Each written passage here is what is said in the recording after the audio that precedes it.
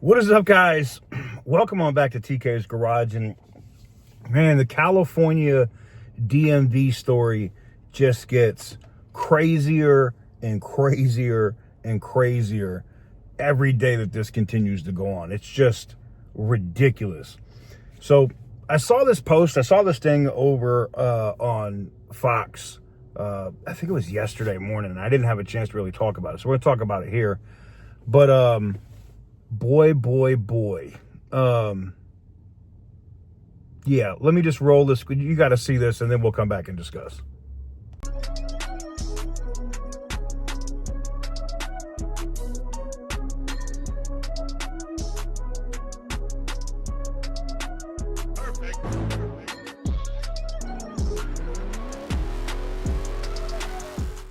DHS Secretary Kristi Noem announcing nearly 150 illegal migrant truck drivers were arrested in Indiana during Operation Midway Blitz. 223 illegal aliens have been arrested and taken off of our roads. Of those, 146 of them were drivers. That includes 46 semi-truck drivers and another 82 of them that were either box trucks, buses, moving vans, vehicles such as that. The CDLs that were issued to those individuals were issued from over a dozen different states. This as Transportation Secretary Sean Duffy announces a federal crackdown on migrant truck drivers. We are going to go after the CDL mills that are issuing licenses across the country. We are diving into the companies that hire these drivers that may not have a license, that may not have a lawfully issued license, or do not speak the language. American Truckers United co-founder Harvey Beach and Shannon Everett join us now. Thanks so much for joining the program, gentlemen. Happy to be here. Yes, sir. So I guess my father's a truck driver. Apparently, this has been an issue for a while.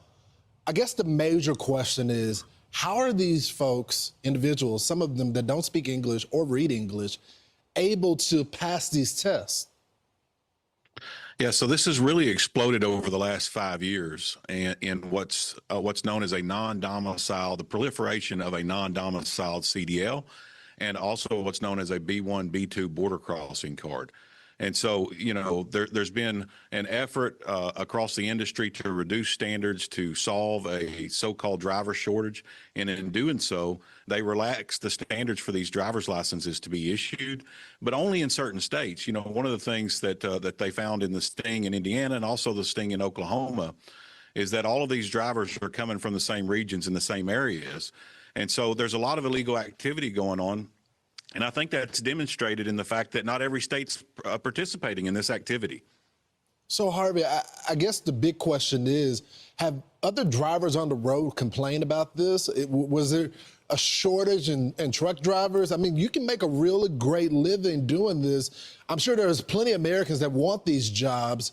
Is that the reason why they decide to cut the standards?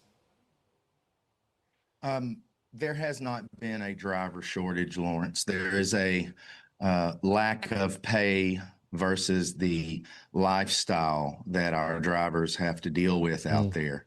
And these guys and ladies, our American truck driver community, they have been complaining about the foreign invasion of their industry and the things that they're having to deal with on a daily basis. I hear it from my drivers in our orientation classes every week. I want to show this clip, and this is a truck driver that was pulled over in Arkansas. He was unable to speak just basic English. Let's play it. You understand English? You do? Why did you park here? No, no good. Is there anybody else in the truck? Is there anybody else in the truck? My company. Your company, okay. You don't understand English. What company do you work for? My company, California. Your company's called California? Yeah. Yeah, you don't understand me. I guess that's also the next question. Who are these companies? I mean, I can only imagine the insurance premiums to hire someone that really doesn't qualify to drive these vehicles. That's the great question, and more importantly, who's loading them? So most of these drivers are working for new carriers. People would be amazed. The Americans would be amazed at how many new trucking companies are created each and every month, and who is it that owns these trucking companies? And so most of these non-citizen truck drivers are not working for your generational American-owned trucking companies that everybody knows that's based in their communities with large terminals and the appropriate infrastructure for running a safe American trucking company. They're all going into these hot spots in Illinois and New York and California, Pennsylvania. You heard the secretary identify 12 different states, and that's because they have protection in these sanctuary areas.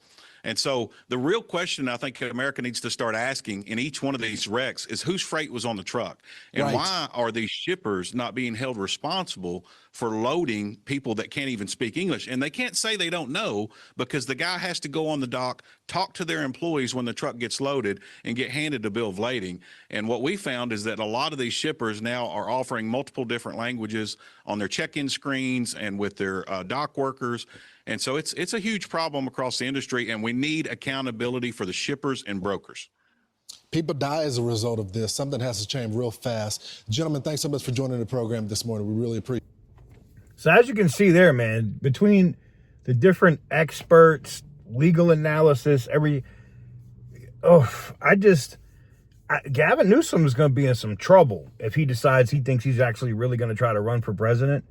The people that are getting hurt and or killed on the roads, not just in California, but in multiple places across the country from these California CDL drivers that should not have a CDL in the first place.